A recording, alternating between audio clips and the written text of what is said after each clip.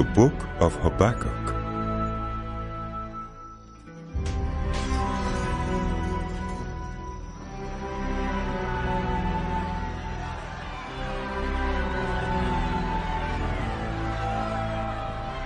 The prophecy that Habakkuk the prophet received. How long, Lord, must I call for help, but you do not listen? Or cry out to you violence, but you do not save? Why do you make me look at injustice? Why do you tolerate wrongdoing?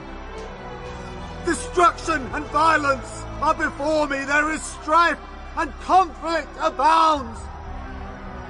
Therefore, the law is paralyzed, and justice never prevails. The wicked hem in the righteous, so that justice is perverted. Look at the nations and watch, and be utterly amazed. For I am going to do something in your days that you would not believe, even if you were told. I am raising up the Babylonians, that ruthless and impetuous people, who sweep across the whole earth to seize dwellings not their own. They are a feared and dreaded people. They are a law to themselves and promote their own honor. Their horses are swifter than leopards, fiercer than wolves at dusk. Their cavalry gallops headlong. Their horsemen come from afar.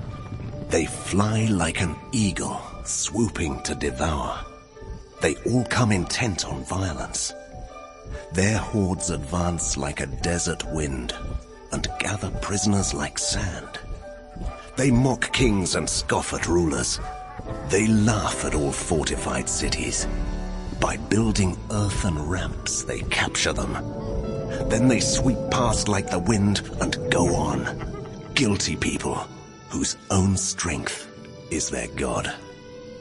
Lord, are you not from everlasting? My God, my Holy One, you will never die. You, Lord, have appointed them to execute judgment. You, my rock, have ordained them to punish. Your eyes are too pure to look on evil. You cannot tolerate wrongdoing. Why then do you tolerate the treacherous? Why are you silent while the wicked swallow up those more righteous than themselves? You have made people like the fish in the sea, like the sea creatures that have no ruler. The wicked foe pulls all of them up with hooks. He catches them in his net. He gathers them up in his dragnet, and so he rejoices and is glad. Therefore he sacrifices to his net and burns incense to his dragnet. For by his net he lives in luxury and enjoys the choicest food.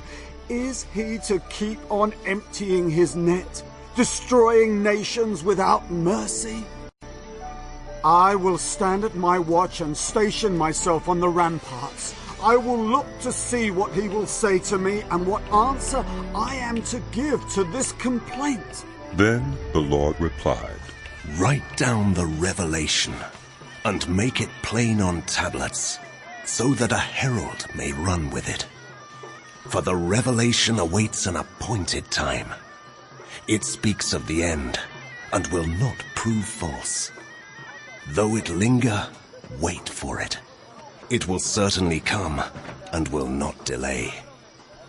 See, the enemy is puffed up.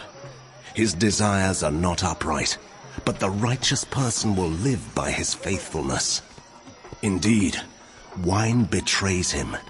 He is arrogant and never at rest. Because he is as greedy as the grave, and like death is never satisfied, he gathers to himself all the nations and takes captive all the peoples. Will not all of them taunt him with ridicule and scorn, saying, Woe to him who piles up stolen goods and makes himself wealthy by extortion. How long must this go on? Will not your creditors suddenly arise? Will they not wake up and make you tremble? Then you will become their prey.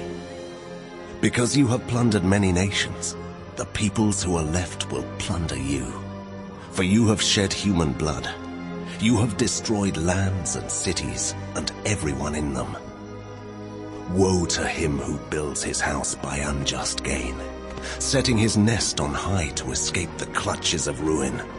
You have plotted the ruin of many peoples, shaming your own house and forfeiting your life. The stones of the wall will cry out, and the beams of the woodwork will echo it. Woe to him who builds a city with bloodshed and establishes a town by injustice. Has not the Lord Almighty determined that the people's labor is only fuel for the fire, that the nations exhaust themselves for nothing? For the earth will be filled with the knowledge of the glory of the Lord as the waters cover the sea. Woe to him who gives drink to his neighbors, pouring it from the wineskin till they are drunk, so that he can gaze on their naked bodies. You will be filled with shame instead of glory. Now it is your turn. Drink and let your nakedness be exposed. The cup from the Lord's right hand is coming around to you, and disgrace will cover your glory. The violence you have done to Lebanon will overwhelm you, and your destruction of animals will terrify you. For you have shed human blood. You have destroyed lands and cities and everyone in them. Of what value is an idol carved by a craftsman, or an image that teaches lies?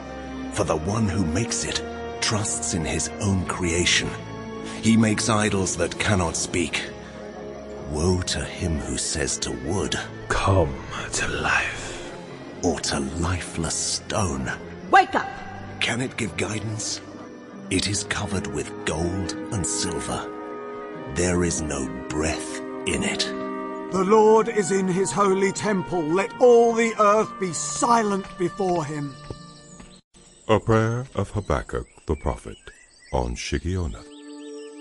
Lord, I have heard of your fame. I stand in awe of your deeds, Lord.